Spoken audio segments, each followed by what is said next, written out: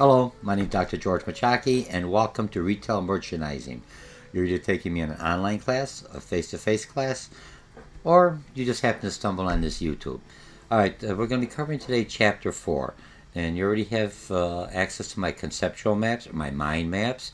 You have the reading material that's provided when you sign up for the course.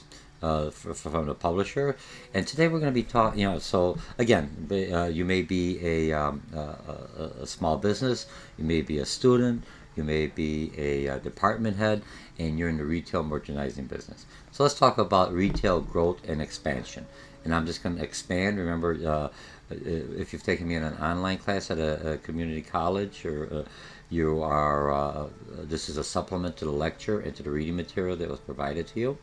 If you're taking, within the forums, if you're taking me in a face-to-face class, again, this is a supplement, just in case I went too quick or I forgot something, so you can come back. Utilize my concept maps. You're always going to have the second tier in a PDF file. Students enjoy that when they read the material, read that, and, print out my concept maps or mind maps, read the material, and then as you're reading, add into the second, and add to the second or third tier of my mind map. It's usually 2-sheet PDF file. So the more you utilize all your senses, you're reading, it helps you utilizing mind map or concept maps, and this is MindJet. In a summer program, just students always ask me, but it's one way of right here. I'll have, I think it's 40 PowerPoint slides, all condensed into 1 or 2 sheets, so you could get easier to remember. And remember, I'm not using all the adjectives, verbs, everything else. I'm just giving the main concept. Later on, if you have to write a paper, if you take notes, a lot of times this is how I take notes when I read, and then I just convert it into this kind of a format. So what do we have today? We're going to talk about retail and growth and expansion. How do businesses, small, large, grow? We're going to talk about foreign growth opportunities, international retailing, bankruptcy. Sometimes they don't go around. You're bankruptcy. And bankruptcy doesn't mean you're out of business. You could go into Chapter 11, which means the court protects you, and you could start get credit and still operate. And then finally, if that doesn't work out, you don't get, you change something, you have to reorganize. We'll talk about that. If that doesn't work out, then you go to Chapter 7, which is you liquidate your assets, and you're out of business. But that's a way to get out of it. So if you've taken me for, or if you've taken me or other instructors for organizational business, it's a foundational or survey class. It's a good starting point when you're taking this course, so you have a good idea about bankruptcy and different aspects of business. Or business law 1 and 2 at your community college is a good way, or even a 4-year university. We're going to talk about growth and expansion, so opportunities. We're going to talk about change and conglomerates, larger change. We're going to talk how retailers grow, what's centralization, and if you're taking me for organizational or business organizations, centralized, and most business are as a central core for economies of scale, but then when they're in the local operations, there are different regions, they are what they call decentralized. We'll talk about that. What's the advantage of centralization? What's the modified centralized buying? And what's retail ownership? That's it. I want to try to keep this under an hour. I try, but there's a lot of information. Remember, this is a supplement. If you're looking at this as YouTube, remember, try to sign up for some of my courses. I am trying to pay off my student loan to the government as things go on. So just think about it. So let's see the websites. I'm going to go to some websites. I'm going to not go to all of them. Here's the boutique. It's a YouTube. Walmart defends a label expansion.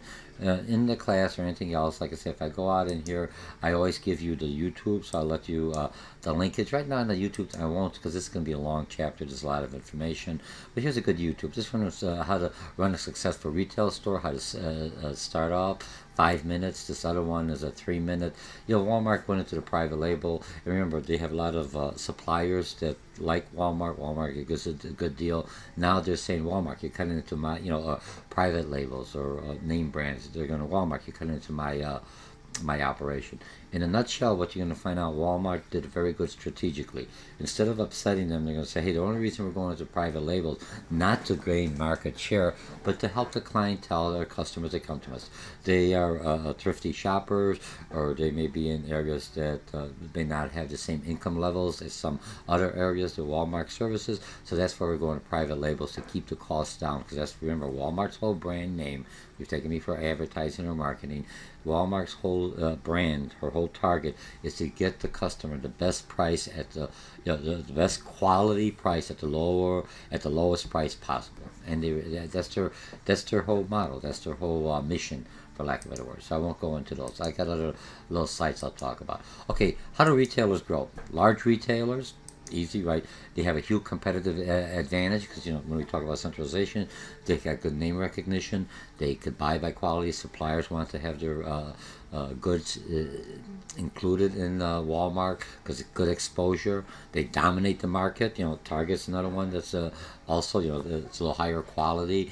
You pay a little bit more, but they have a little bit more service. I'm not saying that Walmart doesn't have good service. It's just that when you go to Target, it's the next step up. Okay, and have a greater clout with suppliers. Okay, now how do they stay competitive? Here's what they have to do.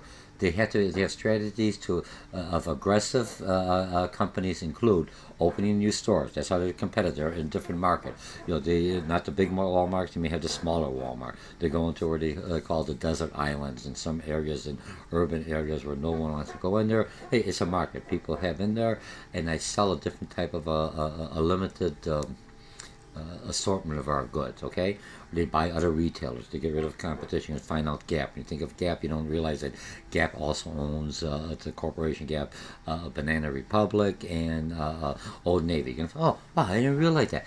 Remember, different names, different target markets. Who am I trying to attract? And why reinvent the wheel? They already like that. I just pick them up. It's not like getting rid of. We're going to talk about acquisitions and mergers. Not like I'm getting rid of my competitor. I buy them out. Okay, and open new formats. When we look at new formats, there's going to be online or offline retail, strip malls. We talked about in different chapters. Okay, we're doing pretty good here. All right, this is interesting. Now remember, some of the students are in that are taking this class, especially the community college I am teaching, they have the fashion. They're going for the fashion program, so this is a requirement as like an introduction to business. So you're in a marketing channel, but you've got the good idea. You know how to make your clothing line. You know how to come up with creativity. How do I sell that? How do I get into that logistic, or what the author, what you're going to learn about in the marketing channel or the supply chain? They're not just going to pick you up. Some do by luck, but you have to be able strategically, how do I do it? Or I'm going to be open up my own store, retail store. How do I do it? Or I'm working for a department store. How can I get my product in there? I'm taking a class. I want to get in there. It's different areas. You can still do what you love, but you still have to be able to survive and sell your product until you become famous and your name brand is out there. And if it doesn't work out, you're still in the business that you enjoy. And if you look at one of the retailers, I think one of the websites that had in here, she was very creative, and then what she did, she opened up and had her own line, but now she does consulting. And through the consulting, she helps other small retailers, how do I get started up? And so she has her own clothing line, so they will buy it or utilize it, but she also has a different way of bringing customers and getting her name recognized to small retailers that may just carry her clothing line. Okay? So, we talked about that. What is centralization? Real quick definition. Sometimes I got the green. Everything here is fair game on the exam when you come in here. The green is more of a higher probability if you've taken me for any kind of business or finite math classes. Remember, I'm a double major, management and marketing. And that's good because as a manager, I have to know how to sell my product. As a marketing, I have to know how to manage it. So I'm two individuals at once. Okay. So the company strategy increase efficiency and profitability The main thrust of centralization or centralizing your operation or parts of your operation is to reduce expenses. That's the hallmark. That's why people centralize or bring it at one point. I have all my buyers there, all my sellers, economies of scale. Okay. Now the flip side of centralization is decentralization. Opposite, individual stores making their own decision. And if you've taken me for introduction to business, when I look at large company and flat, centralized, very bureaucratic, very rigid. You have you're going to find out they have a lot of advantages when we go why centralization works and advantages. I'll go into that, but a lot of stores, the central buying and or the main brand or advertising is from the corporate headquarters. The local stores, which you're going to find out different regions or different markets, should have some flexibility to adjust to their clientele for that region, whether it's international, domestic. How I sell in an urban store in Chicago may be different if I sell in an urban store in Boston City. It's still an urban surrounding, different clientele, different customers, different look. So I should give some flexibility. And Penny's, what you're going to find out, has that flexibility. They could buy the stores or the products that'll fit for their market because they have that. So I'm still centralized. I get all the economies of scale. Look at it if I look at a co-op, and I tell retailers if I look at True Value or Ace Hardware store. And, people, wait, I'm going to fashion. Hey, you're going to get a job in fashion. You're creative. You got to do window dressing or you do something else. Hey, it's one way to get your foot into the door. They need creativity. Okay, so let's look at that co-op. They buy. Look at them as a centralized. They buy everything else to the cooperative, and then each one is individually individual store owner, but they get this the discounts because by buying large quantities, and now they could sell to their individual, buy what they want from the co-op, or not buy depending on the market, and they're still independently owned. Okay. And corporations utilize all that thing. The author you're looking at monkeys and pumpkin, 5 children's specialty stores, centralization. And the only reason I throw this in your little visual, right now they have 1 or 2 stores in Florida. They want to start expanding here, Georgia, Florida's right here. Those are, most of us in the U.S., or including myself, you're not that, I'm lucky I know how the states connect. I may not remember where they're at, but I know it, and I'll go geographically a little different. But here's the thing. Here's something local. I'm out of Florida office. I got my 5 stores. Now I want to go South Carolina, Georgia. So I'm going to expand. Here's my corporate headquarters. I have the same message. I buy by the large quantity, and I let them adjust their own. And this is just showing it. Remember, I'm here. I'm expanding, and now how do I expand? And still, I'm not franchising. I'm still. We'll talk a little bit about that. But I'm still the owner. I'm a private owner. I own in this case, he owned 5 stores, and now he wants expansion. And how do I still keep control of those other stores, but still flexible enough to adjust to the individual market? And that's what you're going to find out. Okay, so that takes care of that. The next one's why centralization works. Real easy. Major tasks and functions, carried out for distant branches in one place. Corporate does that. Corporate headquarters. Centralized buying for all stores in one place. Old Navy is like that underneath the Gap umbrella or corporation. Okay, advantages of centralization. Buyers. Fewer buyers needed. I don't have to have one for each area. They buy globally, especially if you have a brand name, like Gap, Banana Republic, or whatever. I'm just throwing those out here because that's what you've been reading about. Buyers can concentrate on buying. They don't have to worrying about my selling. Not managing the sales force, because remember, I'm just buying. My local regions or offices, their selling force may be there specifically for that area. The advertising general, but then I customize it for my area that I'm selling. If I'm selling internationally, I customize by that. So I don't have to manage to. I'm just out there looking for the best deal. I'm my shopper going out there looking all over buying. Just think of a lot of people that go to about 5 different stores to buy items for their regular household. Now look at that at a larger size. You have buyers that come in. Walmart does that. They find it from wherever. They have no loyalty to anyone. They buy from China. They buy from the European Union. They buy from Mexico. Wherever they get the quality, the cost, and what's in demand, and what's my customers to meet their needs, so they come back to me. Okay. Specialization is fostered, usually in a centralized. I'm very specialized. In a smaller office, I'm a jack of all trades. There I'm marketing, I'm a buying, I'm an advertising, whatever. Expenses are reduced because I don't have to have duplication of services or functionality or different departments. Quantity of discounts are realized. All store images and merchandise consistent among the stores. If I look at Gap, they're all the same. Look at McDonald's. Every McDonald's, I go, the changing may be a little different. They still got the arches, and the reason the arches were smaller, not that they wouldn't want the larger arches. A lot of municipalities, they don't want it. It's just too gaudy, too many arches. But it's still my symbol. And then now, arches are old. How do I change it to be a little more modern? So they have like still the arches, but a little bit different. Okay. One day you're going to have a different Ronald McDonald that's going to be dressed in a little different, but he's still a good icon. Will they ever replace him? Maybe, maybe not. Okay, look at Burger King. Burger King, for lack of a better word, did the creepy guy that was the king. It freaked the heck out of me. Freaked out a kid. It worked well for the larger, for the adult audience that were a little bit. Oh man, it's kind of a little strange, but it was a little uncomfortable for kids. They weren't very friendly. So, they dropped that Burger King. They may come back with the regular Burger King guy, someone a little bit more friendly. Ronald McDonald has a lot going on there. Friendly, everyone likes a clown. Okay? Groundwork for expansion is laid out. Okay. Now, modified centralized buying, you have regional merchandising. Each geographic region has its own buyer.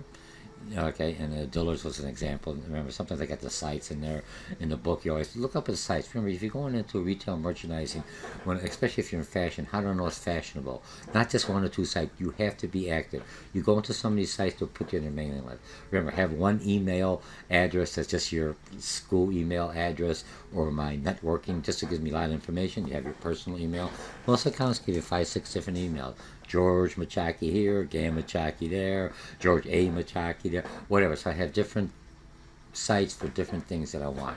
So utilize that, put on there, and then you're always constant. You see what's going on. You don't have to buy, but you're exposed to, man, that's the new trend. High heels are coming back in.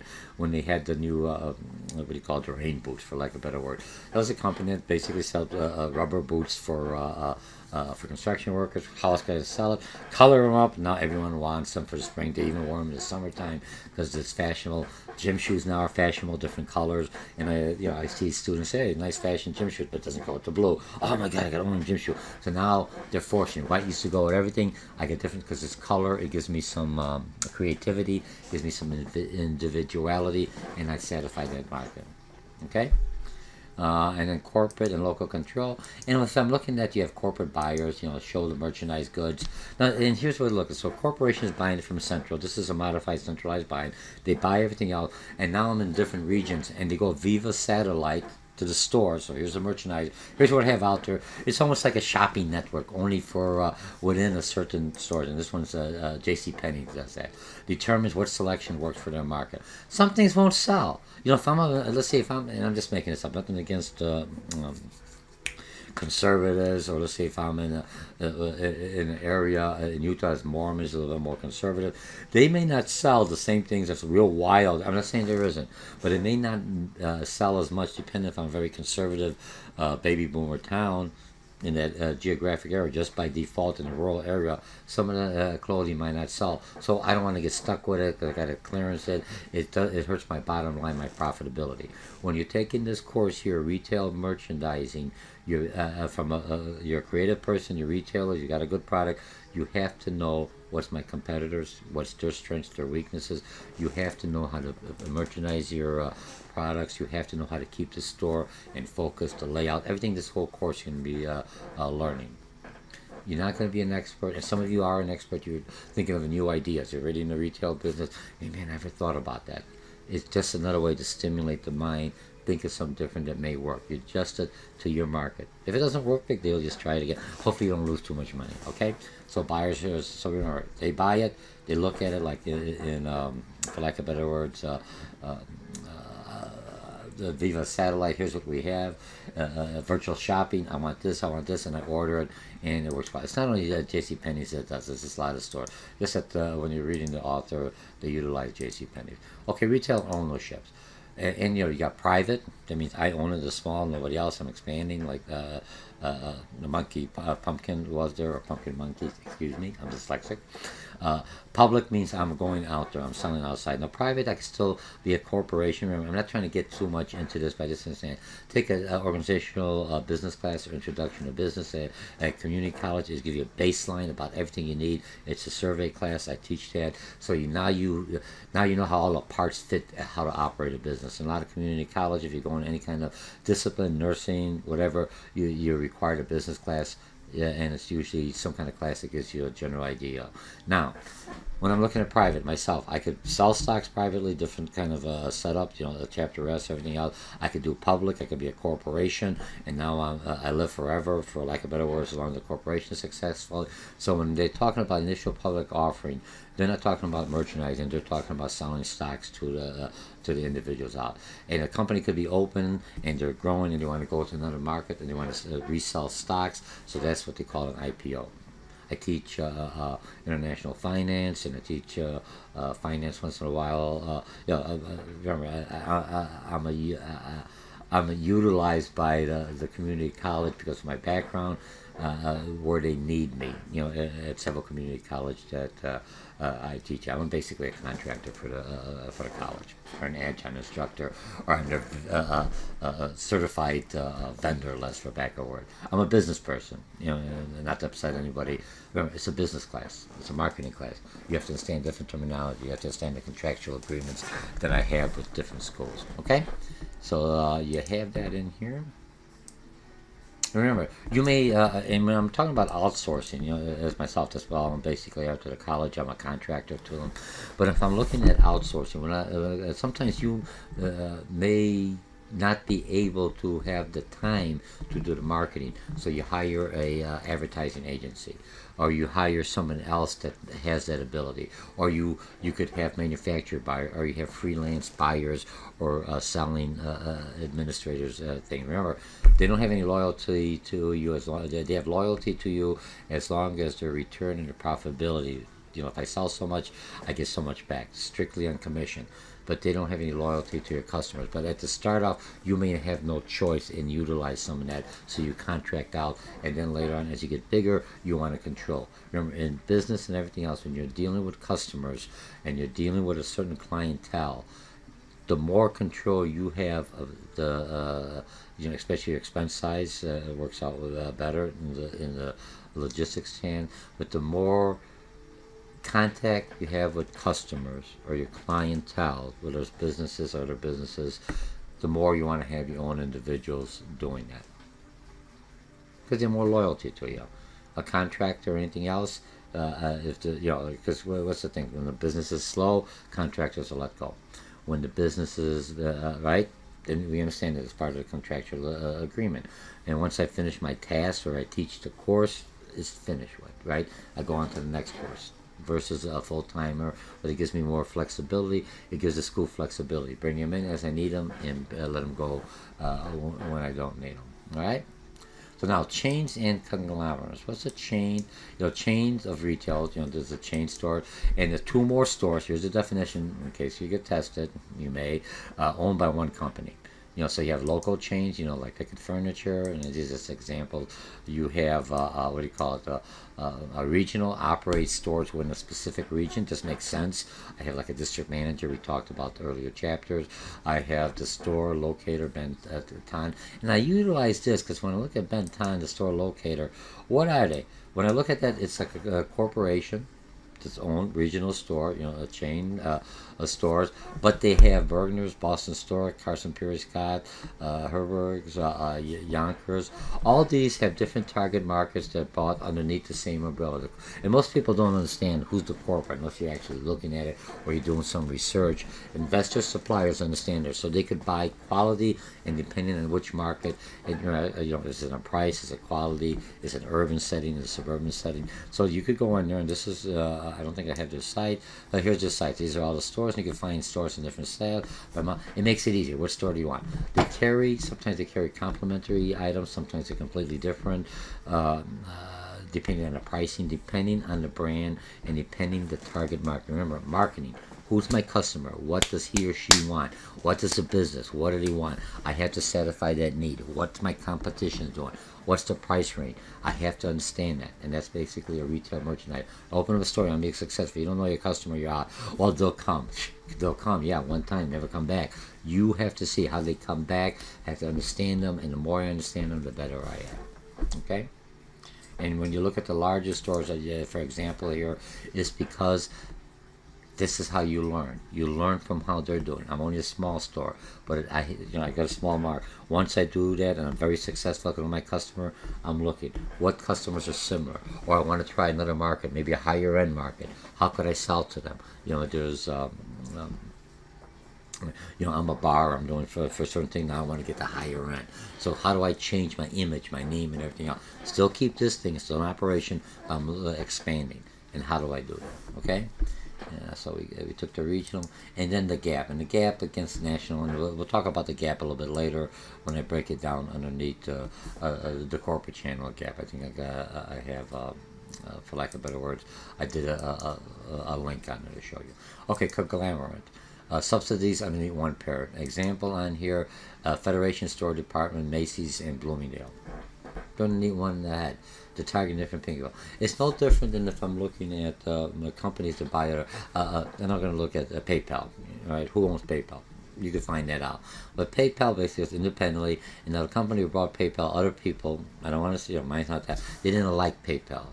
They didn't like the other organization. But they never changed PayPal's name because people still feel comfortable with PayPal. The other one's this big corporate thing. We don't want them to know all that information. And when they do the research, because most customers don't do the research, they're going to find out PayPal's owned by that. But now, later on, so they keep the same operation underneath the same name. What's the difference? I got the same clientele that follows me. Look, if I'm a beautician. When I hire a new beautician, I'm a beauty salon. I'm hiring a new beautician, not one out of college, not out of college. Well, even college, some colleges have, what do you call it, cosmetology, how to, cut hair and everything else. But if I hire someone out there, I get more costs, they just want the experience. But if I hire someone that's already working for a competitor and everything else, I understand when I bring that person in, him or her, they're going to bring their clientele in. Even though they're working another head, they may not like that other business, but they're going to go with that hairstyle because there's that relationship. So look at that in the same way of looking at it as a business.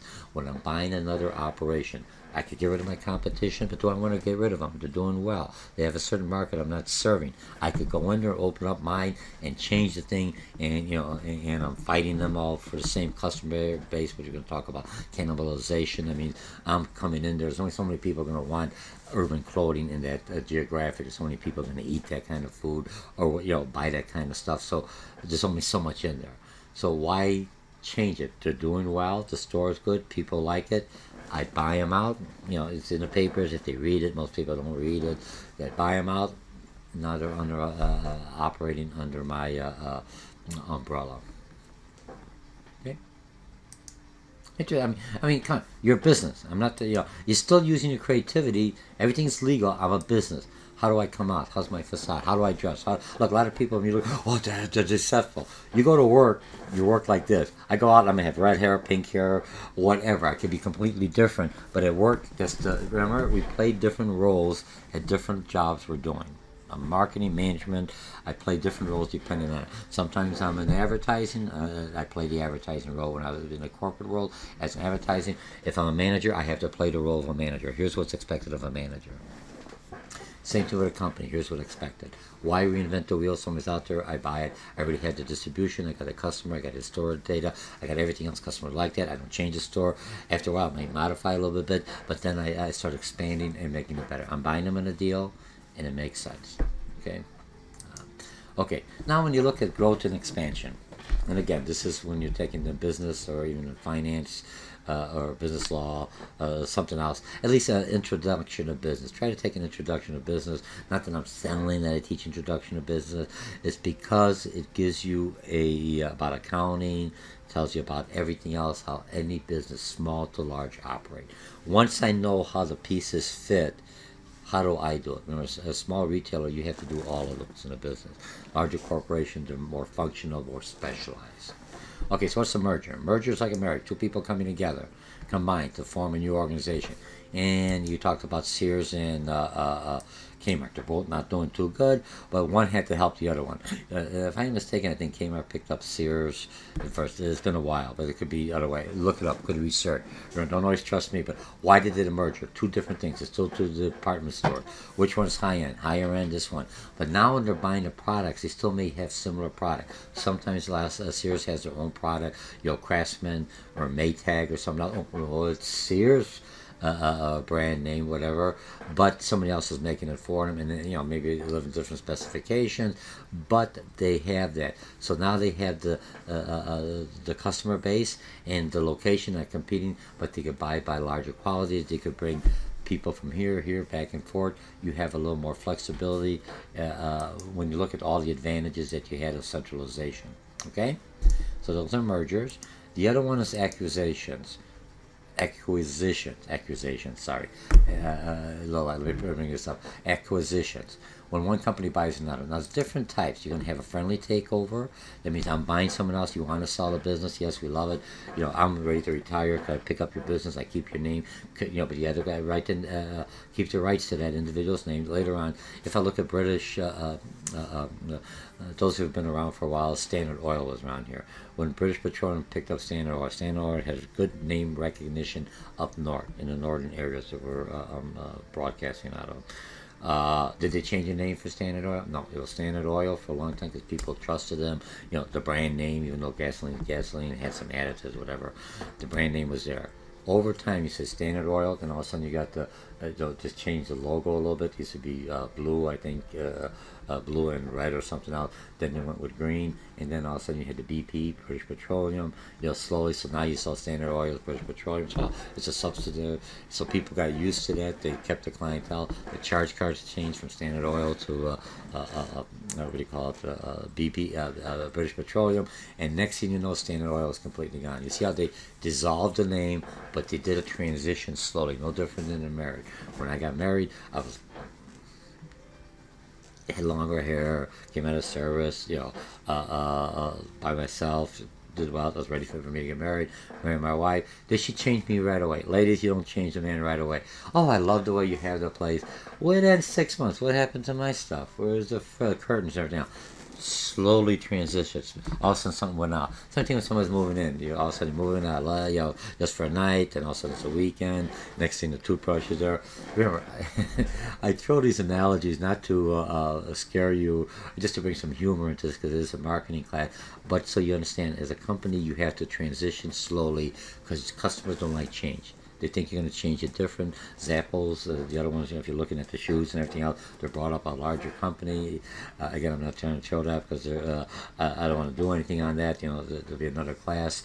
But they're doing a slowly transition. So think about that way, okay? Now, hostile takeover, I want to say a shotgun wedding. You have to marry this person or someone's forcing you. What I mean? It's an attempt to take over. You have a bidding war.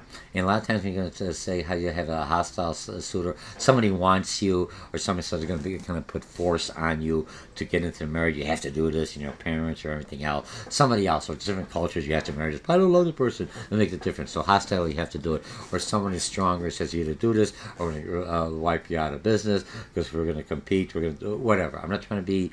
It's not that bad, but it is. It is kind of bad. That's why they call it hostile. It's not a friendly takeover. It's not like I want to sell the business; they're taking it over. So there you have different, the different management. The employees are all stressed out. Who stays? What stays? Stakeholders, stockholders, all word. But when I look at a hostile takeover, how do I get there? Say I have a bidding war. Eventually, I either buy them out or something happens. I have the advantage. Someone has the advantage. Now, leverage buyout. The hostile takeovers a lot of times happens. I don't have the money. I borrow it to use to buy another company. Look at a leverage buyout the same way you're going to buy a house. I've got good credit, I have everything else, but I don't have the initial cash. So I take a loan out from a bank. I'm trying in some of the finance. Remember, I have a lot of fashion individuals. You're very creative. You're the best creativity in the world. I could look how I dress. You could come up with something. You're not even fashionable. Nowadays I can do anything the way I look at it. But I'm not fashion. Okay, and I understand. I'm conservative. I'm a business person. But when I'm looking at the fashion person coming in there, you have to understand, how do I get my products out there? How do I do it? So what do I do? You know what I mean? So again, I'm out there trying to buy the house. I have some ideas. I try to get my foot in there. I get to understand it. Okay. So internal buyout is when companies executives want the company, but they don't want to. The company doesn't want to sell it. So I take a loan out. I take a loan out, my good credit and everything else, and now I can do it. And the other thing I remember on your fashion designers, my fashion program, you're creative. You had the best idea. You guys are the most creative. I love you when I'm teaching you. I look at it. I learn so much from you because a different clothing, different things that helps me is when I'm teaching a course or when I'm consulting with somebody. But the thing you want to look with fashion is the creativity costs me money. If I could get with I tell students, I'm just going to throw this in. This is part of the class. I come up with the best idea. I want to be the one that's going to do on the walk, so everyone sees my product. But how many people will buy that product? Maybe one, two, because it's so exotic, so unique, so different.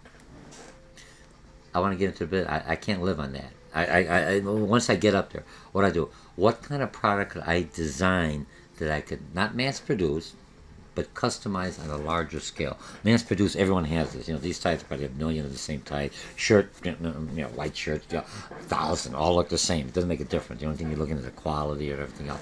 But what could I do that I could sell and bring into the channel?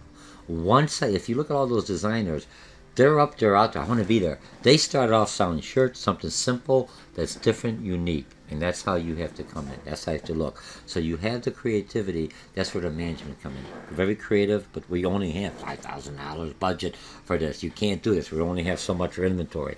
How do I bring it down? You're talking about? So you need the creative person, or if you're the only person, you have to creative, but then you have to look logistically, and common sense has to prevail. Where am I at this time? Eventually, as you grow, that's what you're going to learn, expand, then you could do your more creativity. You could do more that you want because you have more control. You have more, you're not starving. You'll be able to sustain your operation. Okay? Now, the other one you're going to talk about, the diversity. You see companies a lot of times, they'll buy stuff because it's a good investment. Why do you invest in one company or the other? I buy it, it's a good investment. But if the company's going down, I sell it. Or if I need cash, I get rid of it. So you see some companies that they diversify. If you look at some of the other one, they have different companies. But if they need cash or they need something else, what could I sell off that's not going to be a direct competitor against me? I created something else. I'm going in this market. And I look at, not IBM, IBM. If I look at IBM or Xerox. Xerox does a lot of things. But if I look at Xerox or IBM, let's go with IBM. IBM was all these computers, everything else. You don't want to be in a market computer. There's too much competition, low profit margin. What's IBM known for? Business consulting, solution technology. That area they might have sold off, or say, here, you could manage this or license this. We're not going to be that involved because it's more of a manufacturing thing. The more money's into consulting, now we're going to do gift solutions, help people. Still utilizing a brand, but do you understand what I'm trying to do? Think about it. Don't get locked up. But remember, you have to be realistic. Creativity, nice, realistic. How do I make a living off this and survive? Even all your artists and everything else that are out there, famous artists, big painting, they say you're going to be dead to be an artist or lose your ear. Nah, you know what I mean? The big fame, but they have a lot of arts to survive. They'll do real quick drawing. You know what I mean? You go to some of these art shows in Chicago, very small. Okay, so I can diversify. Good. Okay, so now we had that all at divestiture. Now diversification. Lets retailers grow by competing with different retail formats. Examples: if I'm look at Target, right? They got department stores and they got discount stores. They got moderate price stores. They got direct marketing. All those are part of Target's stores, and they're competing against each other. If I look at Gap, now look at Gap. Gap has these different stores. They have the classic American. They got Gap is moderately priced. That's what Gap's is for. They have Old Navy's value oriented product line. They have Banana Republic is a luxury price product, all underneath the Gap umbrella. And the other thing you want to look at is cannibalization. Remember, if I'm taking somebody else up and trying to do another business, there's only so many people. And I use the thing in the strip mall. I think I did it last episode. You go to strip mall. I got a hot dog stand, George's hot dog stand. I got Sally's hot dog stand, and I got Claire. I got Jack Sally's hot dog stand, whatever. I got 3 hot dog stands. Maybe I got I put a little here, I put a little bit here. It's still a hot dog. If I got a taste for a hot dog, I'm gonna go here, here. They're all there. There's only so many people in that geographic area coming into that mall or shopping going to want their hot dogs.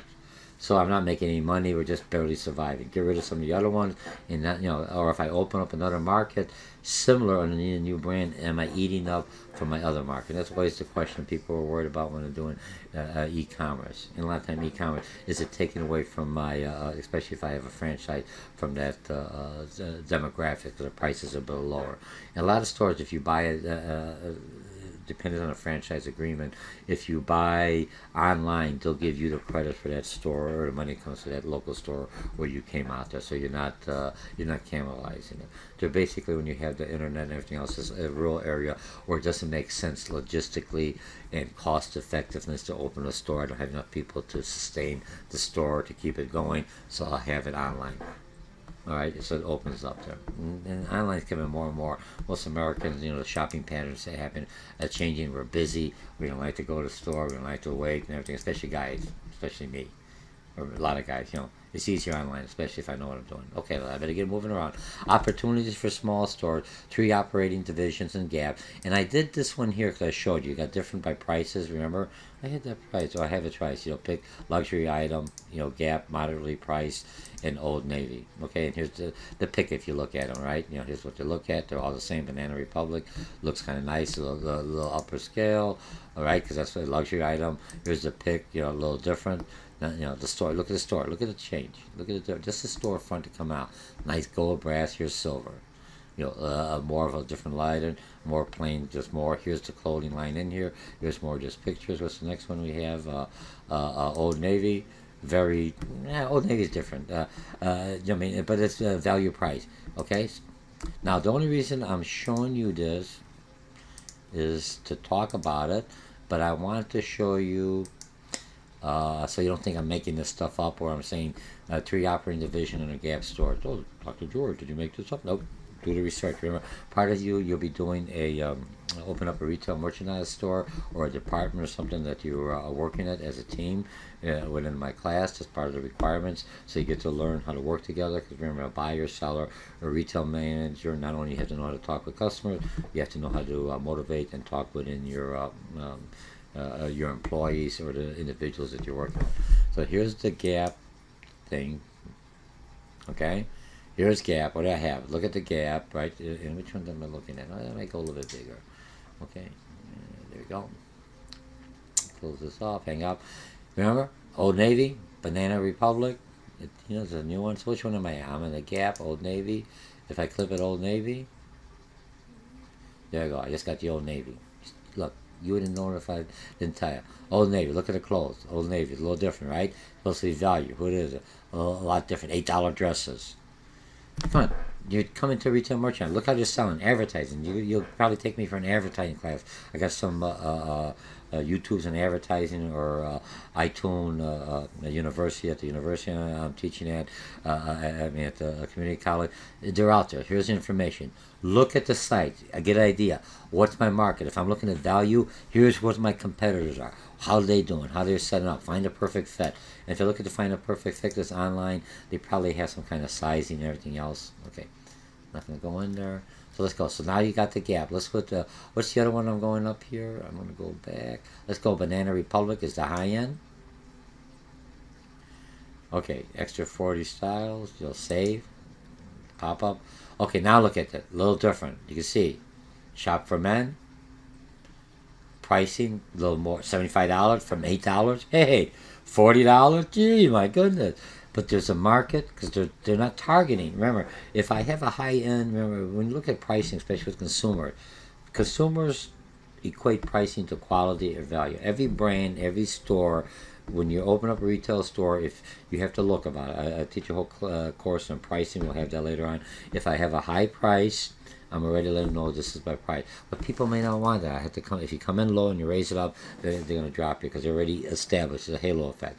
So if I have a higher price, how do I get them in? When you look at pricing, I give them a promotion, discounts, get them in, and I could charge them a higher price because they think to get a discount. But look at look at different things. Look at just set up for a different clientele. Okay.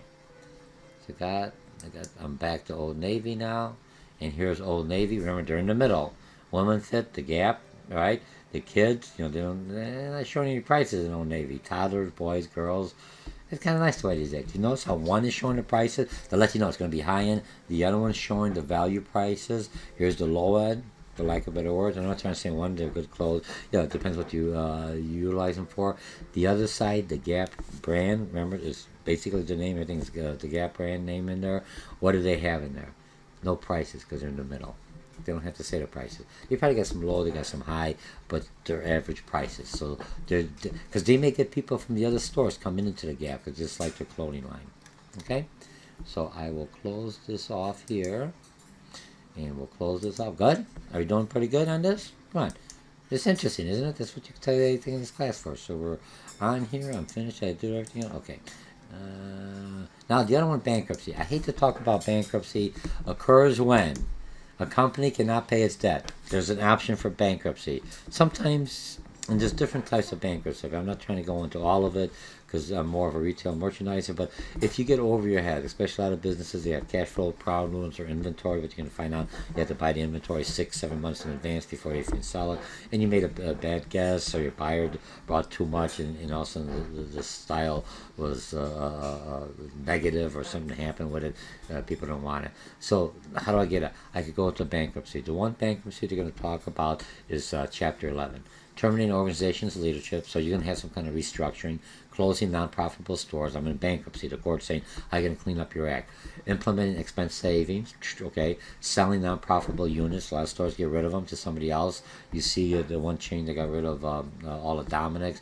You're still out there. I forgot the name of the company. But Dominics, because this wasn't profitable for this far. Plus, they owed money to somebody else, so they wanted to spin off the store. They had to pay off their own debt, so to get Dominics was just on the chopping block. Had nothing to do with it. It was a good store. Everything else, so Mariano's picked them up at a good cost. Not all the employees, the stores and location, because they're already there, they're already set up for them. They just have to make some adjustment, and the Mariano's expanding. Why open up a new store that cost me expense? They already got the agreements. I get all the leasing, because remember, sometimes even though they closed all the Dominic store, the lease agreements with some of them, when you look at some, depending on the lease agreement, most of the Dominics had a lease agreement that even the store went belly up, somebody had to pay up. If the corporation didn't go belly up, they're closing on the market, they had to pay to keep the rent and everything else going. So me as a manager, I built the store to the specification, but no one wants it. I'm not saying that's not how it happened, but there may be some. So how do I lease it out? It's like a sublease. I got the lease, I'm stuck with the lease, I got to pay the lease, I sublease it to somebody else or take over my lease agreement.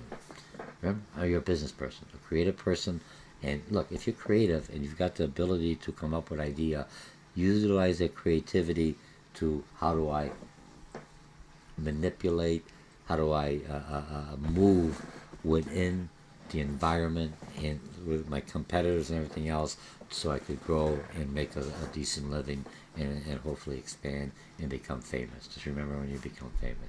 So Chapter 11, the bankruptcy law freezes company's assets. A retailer may then obtain credit, continue business. Company must promise to get out of debt. And some strategies they use: reorganizing, hiring management, closing out profitable store. Everything we talked about up here. Okay, and then cannot work yourself out of Chapter 11. You finally just sell your asset.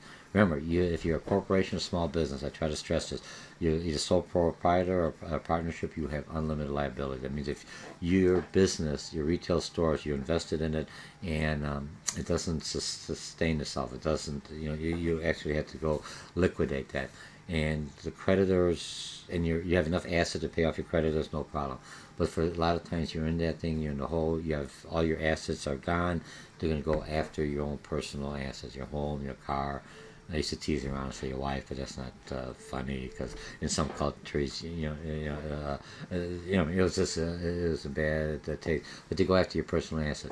What I want you to do, if you've taken organizational behavior or business law 1, you'll set up as an S corporation, a limited liability organization, corporation. And all right. So what happens there?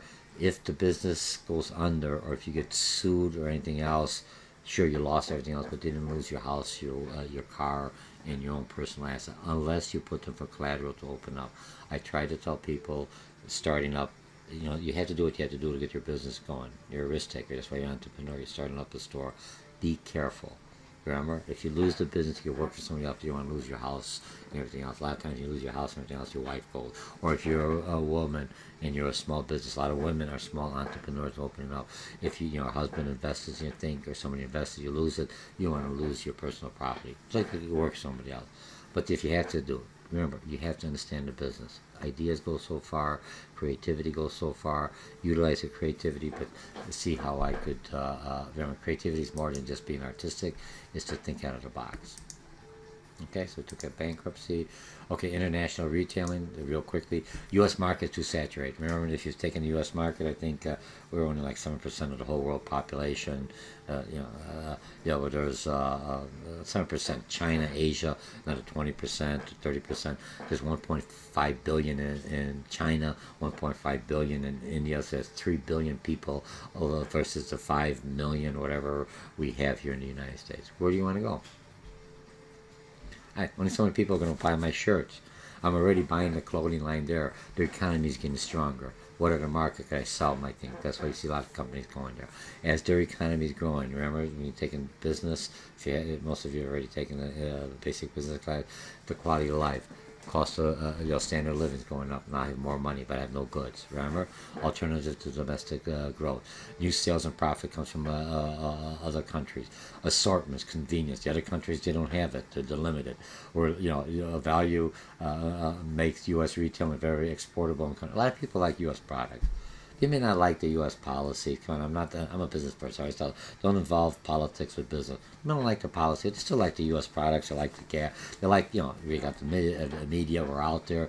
Do you want to emanate us, look at it like us, be like us? Have our stars. Not all of us. Not everything else, but they're there. So very exportable. You have a limited selection. We have more. They're a socialist country or they're a communist country where they're command society that you've learned in economics. And command society means the government says, here's what you're going to do. Well, I want a stripe. No, everyone wants one color. I'm not saying it's not. Even, remember, there's no pure economy. It's more of a mixed economy. Even China is a mixed economy, not purely communist. The only communist country there is North Korea. Otherwise, everyone's a mixed economy. Are we completely capitalistic? No. We are a little bit, we're moving more to the socialist, free education, not yet, but it's going there, but you're paying taxes. But so you have a limited amount, you have money, there's more billionaires. I think there's more billionaires in China than you would think there. Numbers are going larger. More people, there's a market. Okay, higher prices are the norm already, so I could come in there lower prices, depending on the exchange rate. Okay, foreign opportunities, you have NAFTA. Again, NAFTA, North American Free Trade, largest free trade areas, no internal barriers. And NAFTA is Mexico, the two countries that border America, Mexico, and Canada. When I say free trade agreements, goods movement, I'm not talking about immigration or anything else. Remember, my business, my goods come from one to the other, okay, without any kind of taxes or tariffs on them. Remember, you have protective tariffs and revenue tariff. A common market, if I'm looking at common market, is EU is a common market, Mexico, and the Asian common market. So creating a single expanding market. And I look at this, and I put this because it's the same kind of flag the way we start off. We used to be every state in the United States, Illinois, look at one country, and then we became a federation, and now, democracy underneath. We start off with 13 colonies. European Union starts off with 13 colonies. They come and go on. Greece is in there, may leave some of the colonies, make it back, but the flag is still the 13 stars on there. Similar path on there. Okay, there's just different, their emblems on there. I'm into logos also, okay? So you have that. On Gantt, when you're looking at the general agreement on tariffs and trade, how do I trade? What are the laws, e-commerce between different states? So everyone's playing by the same set of rules, not one taking advantage of the other. You could go on your file an allegation against somebody else and see what their ruling is. You don't have to buy it. A lot of countries do because otherwise they won't trade with you. You know, lowering tariffs worldwide. You know, wide demand for Western goods, expanding shopping in Walmart. I don't know how time it is. Walmart 3. This one is, how many minutes do I have in this one? This one's 1 minute. They're building a lot of shopping stores. This one's here is 10 minutes. You know, expansion and drawing. I mean, they're pretty good. You know, expansion drawbacks. You know, foreign must adapt to local culture. Some government's restrictions. Unstable foreign economic. You know, foreign expansion said as a joint venture, licensing, franchising. Nothing going there. You have that into the business. Let's look at this one here first. I'm going to click on this one for China. Only if the link works. It's only 1 minute. Get the volume up.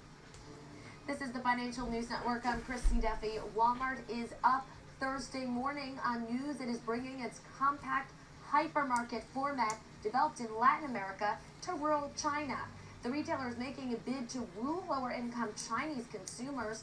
The CEO of the company's international business, Doug McMillan, told the Financial Times look at the other one, that the cost to operate these new units will be less, so the return on investment. They're coming to smaller markets because they don't have the money to capital. The format are smaller, built with cheap materials, and can have no air conditioning. The superstore A lot of companies don't have it. Already has 100 hypermarkets in China. Hyper, smaller. Walmart is looking to plant 300 hypermarket stores in the People's Republic. The risk of investment is whether the population in mid-sized cities and rural areas have the funds to shop at Walmart. International revenues represent near 25% of the retailer's $400 billion in yearly sales. However, overseas business accounts for just a third of operating income. U.S. sales grew at a rate of 1.4% in the third quarter a year ago. By contrast, foreign sales grew 9.3%. Where's your money? Do you see where they're going? They didn't get the products. Let's sell back to them. I'm Christy Duffy. Very good, Christy. I stopped this. Okay, so I stopped this. I don't want to look at it anymore. I'm done. Okay? Alright, so now I'm going to get out of here. Alright, so I finished the Walmart. Now, the other one I want to look at here, I'm going to go, this is again, this is a 10-minute, I'm just going to go real quickly, okay? Because I want to just show you. You're taking the class, I don't have to, if you're taking me in online, that's the only thing you're showing. Shopping in Walmart, part 2. Okay, we're in Chinese Walmart. Chinese Walmart land. Looks like our Walmart, doesn't it? Remember, I've got the link so you can always look at that.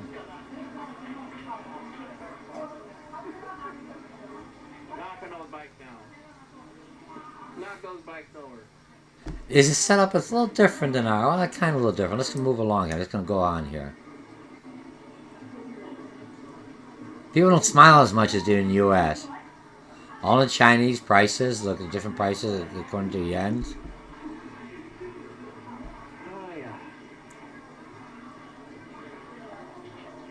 People looking. Almost looks like a little different. Look, they got a little more stuff thrown out, right? Got different, carts are the same. Very busy. Come on. A lot of people out there have disposable income. Kids. Different, look, something like the Sam's you have. You try the food.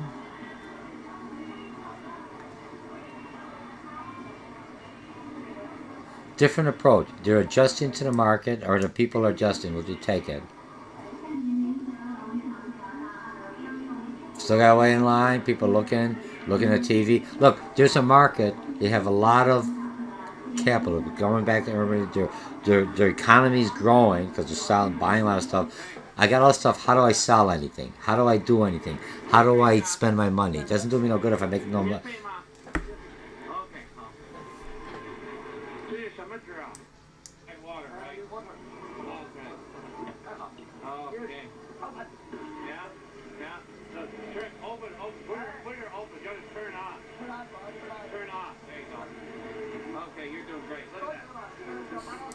I'm just kidding. Okay, I'm going to stop here. They do the demonstration. Because look, a lot of the technology, the people may not be familiar how to utilize it. How do I use it? So they have people there showing. It has to be more. It's just part of the store. They have one thing in here. I didn't have it in here. Where they had live chickens in here. I didn't show it in here. And I don't know if it's a super Walmart. Alright, they have different ones. So are we good on here? I'm going to stop this here. Let me just stop it. Okay? I'm done? Come on. Okay, Yes, we're stop. in Chinese Walmart. Okay, just replace it. Okay, I'm out of here. And look, you got different sites. Look at it when you go. You utilize the link sites. You're doing good. All right, so if I look at this, I think I went over that. Hopefully, I'm going to need an hour. But it's interesting.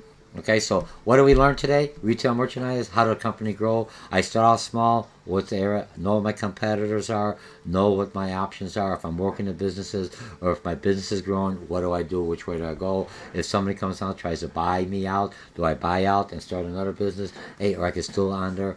You have all these options. Again, my name is Dr. George Mochocki. This is Retail Merchandising. We're covering Chapter 4, Retail Growth and Expansion.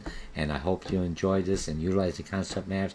Remember, there's a lot of information I covered in here, but you have to understand this. It gives you a good baseline. It gives you things to understand. As you come finish here, sometimes you're going, my goodness, my mind is going like that. You're learning. That's part of going taking a college class. That's part of taking some workshops. Part of looking at the YouTube. What do I know? What don't I know? How could I learn? That's how you business start off. You can do it by trial and error. It's nice to see how somebody else does it or what they should be looking at. Again, have a nice day, and I'll see you in the next section. Bye.